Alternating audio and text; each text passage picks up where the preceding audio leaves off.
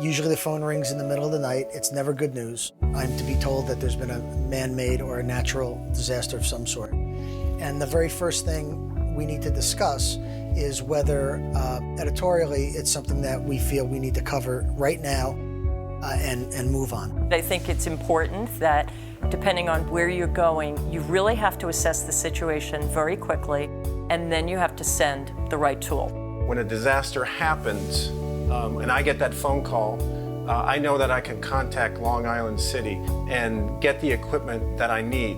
And I think that's the most important thing about NBC. All of us are experienced enough to know, to tell the truth on what we can and cannot do.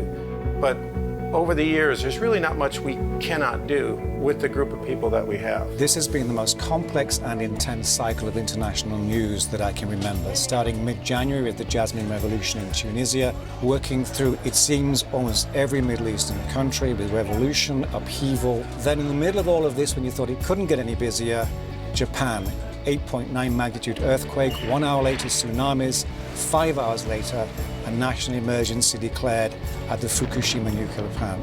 You couldn't make it up. It doesn't get any more difficult. You know, our mission statement is to create a safe and secure working environment for all our employees. Most of our news people very often are going into harm's way.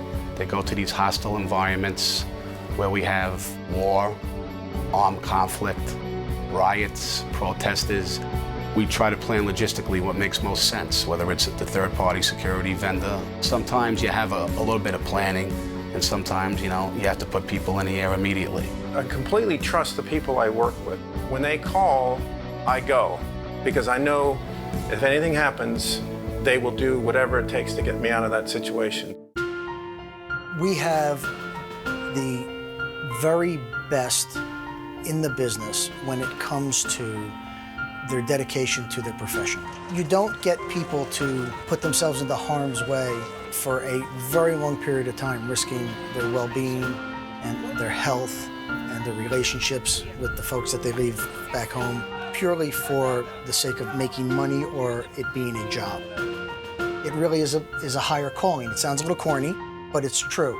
People do this job because they feel that there's a purpose to this job. And they feel that the public really, deserves to know what is going on in the world. We go to places that most won't.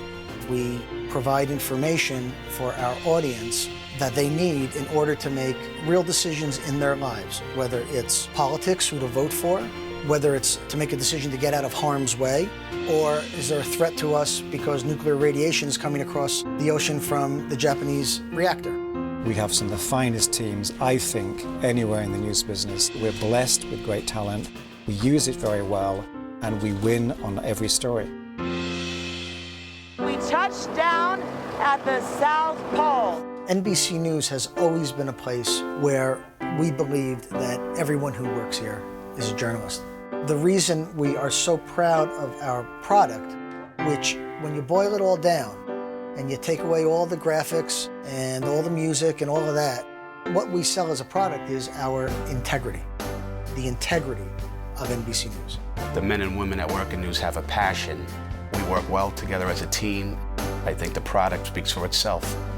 It never ceases to amaze us, the amount of dedication and the sacrifice that everyone here, from our technical folks in the field, camera crews, engineers, to our producers and correspondents, and then all the people worldwide who work to support them, are willing to put into a story. It's an amazing group of people. I know that the reason that we are the best is because of them. It's a family. This is my family, and I'm really, really proud of them.